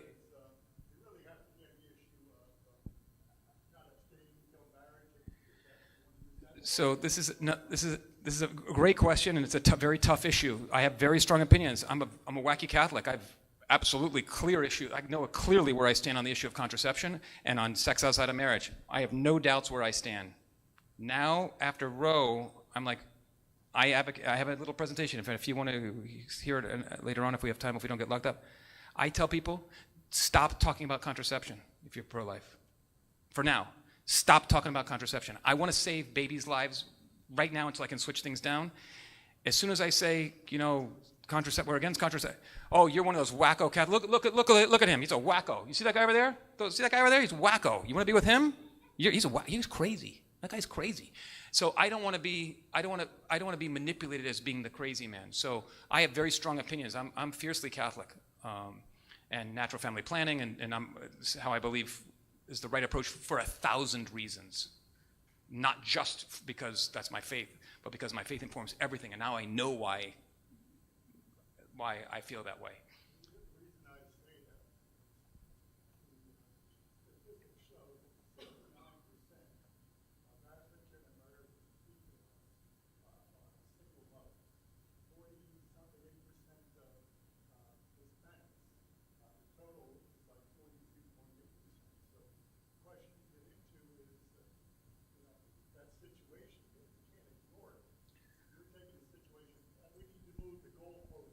Absolutely.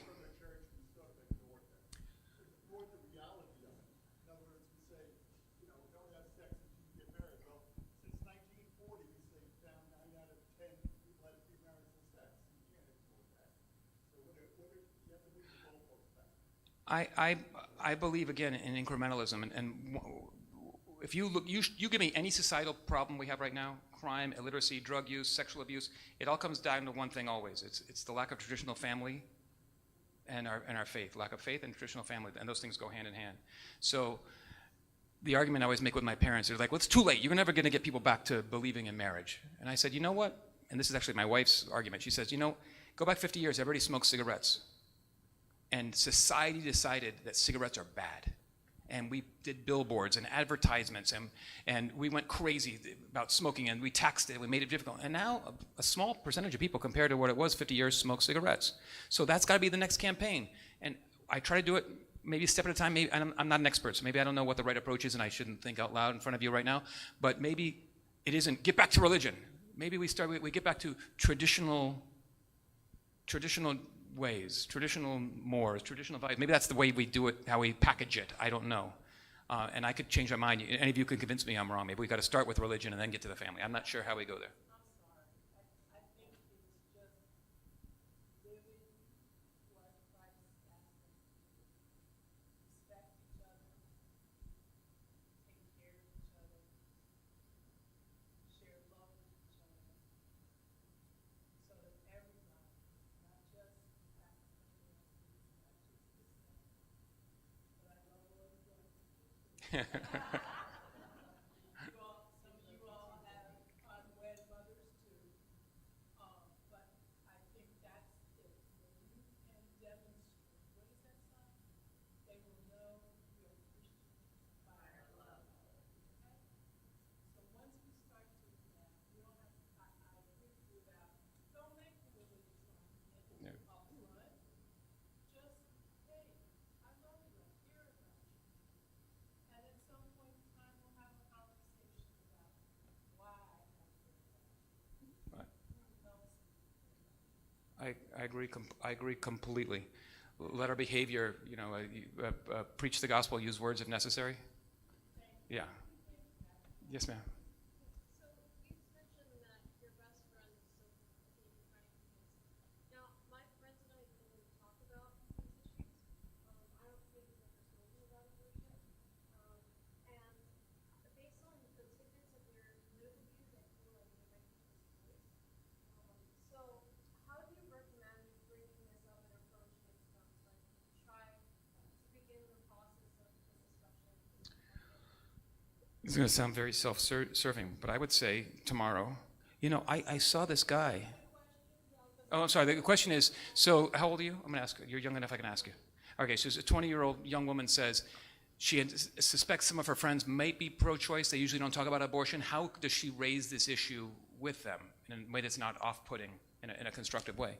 And I would say, and I'm an old guy with kids older than you now, I think the way is, you see your friend tomorrow and say, I was at this talk last night. It was really interesting. It surprised me last night. This guy came in and talked about abortion. I hadn't even thought about most of what he said before. I thought it was fascinating. I hear his talks are online. I think you might like them. I bought the book. It's a weird book. I mean, it's an interesting book. I hadn't thought about those arguments. I bought you a copy. I bought 5 copies for 5 friends. And in fact, steal one if you want. You're too young to have a full job now, so go steal one. But that's how you do it. You can't. One of the things I talk about all the time is about having courage. My wife has more courage than all of you combined. She's fearless. Maybe she's reckless. She's so fearless. I have less courage than any of you. But 62 million children need me to speak for them. So before I came in here, you might have seen I was sitting out over there a little bit, and Father came up to me and he says, "Are you okay?" And I say, "Oh, I'm fine." I was trying not to sweat and get too nervous in front of you guys. It's not my forte. I don't usually get up with a microphone and do it.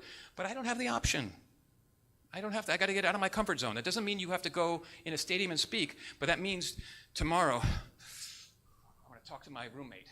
I'm going to find the way. The next week I'm going to find the right moment.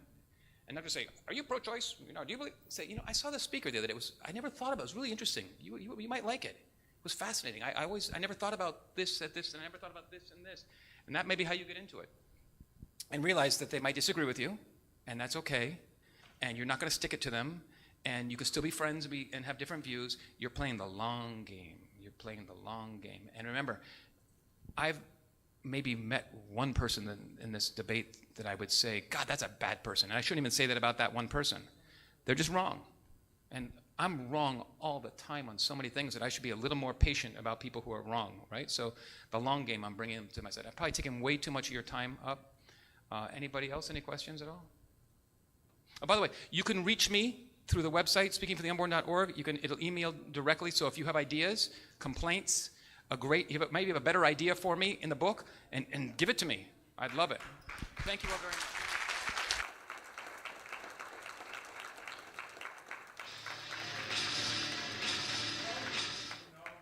Know that I preach rather long. Write your name and others. My comments go about 18 minutes long. If I could speak at the speed of Dr. Steve, you'd be in church 2 minutes. That was it.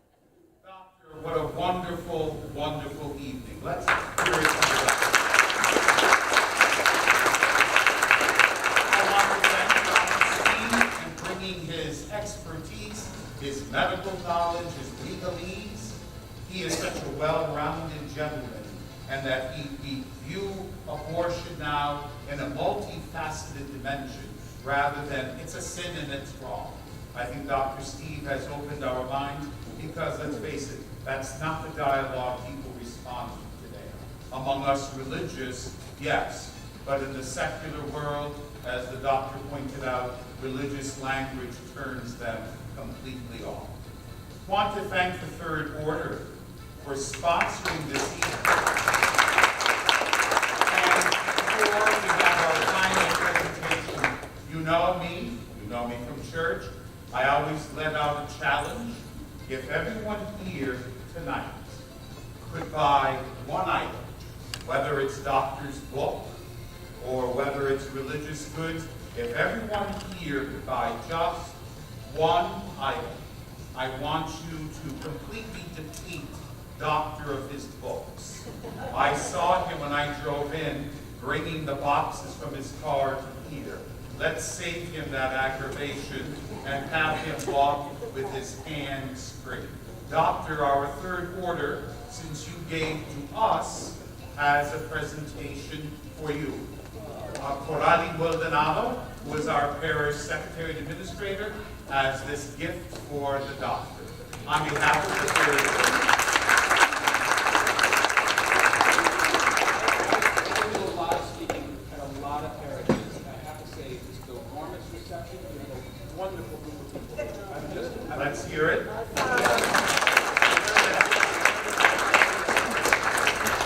Again, we invite you to the rear of the hall. Remember, make all these books disappear. And thanks to my AV person over here, who's done all the hard work. He is the man behind all of our live streams of Mass. Thank you. Good night, everyone. Have a safe home. Safe home.